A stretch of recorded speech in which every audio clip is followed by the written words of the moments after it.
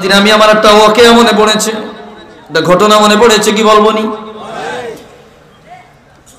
আফগানিস্তানের বলক শহরের তৎকালীন সময়ের বাদশা ছিল ইব্রাহিম ইবনে আদহাম রহমাতুল্লাহ আলাইহি। ইব্রাহিম ইবনে আদহাম রহমাতুল্লাহ আলাইহি, ইব্রাহিম ইবনে আদহাম রহমাতুল্লাহ আলাইহি সফরের উদ্দেশ্যে একদিন বাড়ি থেকে বের হলেন। প্রত্যেকটা রাজা বাদশাদের খাদেম থাকে, দাস দাসী থাকে, ঠিক কিনা বলেন।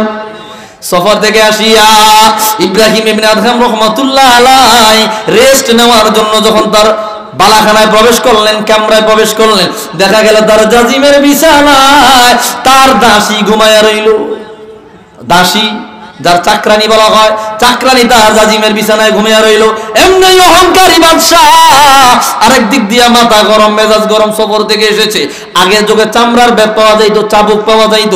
ওই ইব্রাহিম ইবনে আদহাম রহমাতুল্লাহ আলাইহি ডাক দিয়া বলল, রে দাসী, তোর তো সাহস কম না, তুমি আমার বিছানার মধ্যে কোন সাহসে ঘুমাইলা? এটা মারাত্মক একটা বিষয় না? হ্যাঁ, যারা সমাজের মধ্যে একটু নেতৃস্থানীয় লোক থাকে, অথবা আগের যুগে যারা রাজা বাদশা ছিল, বা হিন্দুদের মধ্যে জমিদারির প্রথা ছিল আগে, ঠিক কিনা বলেন। আপনারা মুরব্বীরা জানেন, এই জমিদার বাড়ির সামনে দিয়ে ছাতি তুললে পর্যন্ত যাওয়া যাইত না, ঠিক কিনা বলেন। আবার জুতা পা দিয়ে একটা যাওয়া যাইত না, এটা নাকি জমিদার অসম্মানী হইতো না। এরকম একটা সময় ছিল যখন হিন্দুদের রাজত্ব ছিল এই ভারতবর্ষের মধ্যে, তখন এই জমিদাররা এই কাজগুলা করতো। এই শাহসুলতান আপনার ইব্রাহিম ইবনে আদহাম রহমাতুল্লাহ আলাইহি ডাক দিয়া বলে, দাসী, কোন সাহসে তুমি আমার বিছানায় ঘুমাইলা? দাসী কথা বলে না, চুপ করে ঘুমাইয়া রইল। চামড়ার চাবুক হাতে নিল, চামড়ার চাবুক হাতে নিয়া দাসীর গায়ের মধ্যে আঘাত করতে লাগলো। যতগুলো আঘাত করে দাসী তত হাসে, যতগুলো আঘাত করে দাসী তত হাসে। কি ব্যাপার? চামড়ার বেদ দিয়ে আঘাত করলে গোস্ত থাকে না, উঠে যায়, রক্ত বের হয়ে যায়। দাসীরা যত আঘাত করে মেয়েটা তত হাসে। এক সময় বাদশার মনে প্রশ্ন জাগলো, এতগুলো আঘাত করালাম, কার পরে কিন্তু সে কাঁদতেছে না, হাসতেছে, কি ব্যাপার?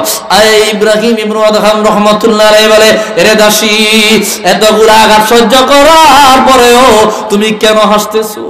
সুবহানাল্লাহ। দাসী জবান দিয়ে বলে, বাদশা,